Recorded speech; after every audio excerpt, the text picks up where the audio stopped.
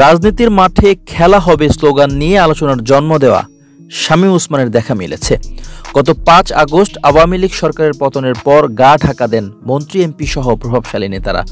নারায়ণগঞ্জ ৪ আসনের আওয়ামী লীগ দলীয় সাবেক প্রভাবশালী সংসদ সদস্য শামীম ওসমানকেও দেখা যাচ্ছিল না এতদিন। তিনি দেশে আছেন নাকি দেশ ছেড়েছেন তা নিয়ে ছিল জল্পনা কল্পনা। এবার দেখা মিলল শামীম ওসমানের।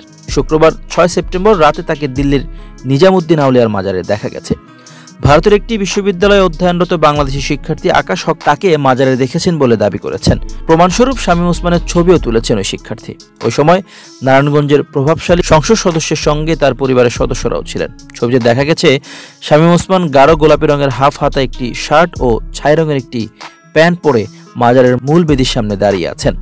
এ বিষয়ে যোগাযোগ করলে গণমাধ্যমকে শিক্ষার্থী আকাশ হক জানান, তার সামনেই শামীম ওসমান এবং তার পরিবারের সদস্যরা ছিলেন। সবশেষ গত ৩ আগস্ট রাতে শামীম ওসমানকে আওয়ামী লীগের ধানমন্ডি কার্যালয়ে দেখা যায়। ওই রাতে দলের গোপন মিটিং অনুষ্ঠিত হয়। সেখানে পরদিন অর্থাৎ ৪ আগস্ট মাঠে থাকার বিষয়ে সিদ্ধান্ত হয়। তবে ওই মিটিংয়ের পর তাকে আর দেখা যায়নি। এদিকে সাম্প্রতিক সামাজিক যোগাযোগ মাধ্যমে ছড়িয়ে পড়েছে একটি বিষয়, সেটি হলো আওয়ামী লীগের পদ ছেড়েছেন শেখ হাসিনা এবং নতুন নেতৃত্বে যাচ্ছে দলটি। সাবেক রাষ্ট্রপতি আব্দুল হামিদ ও নারায়ণগঞ্জ সিটি কর্পোরেশনের সাবেক মেয়র সেলিনা হায়াত আইভীকে আওয়ামী লীগের ভারপ্রাপ্ত সভাপতি ও সাধারণ সম্পাদক করা হচ্ছে। আবার আওয়ামী লীগের সভাপতি মণ্ডলীর সদস্য মোশাররফ হোসেন ও সাবেক স্বরাষ্ট্র প্রতিমন্ত্রী তানজিম আহমেদ সোহেল তাজকে আওয়ামী লীগের শীর্ষ নেতৃত্বে আনা হচ্ছে, এমন আলোচনাও সামাজিক যোগাযোগ মাধ্যমে ছড়িয়ে পড়ে।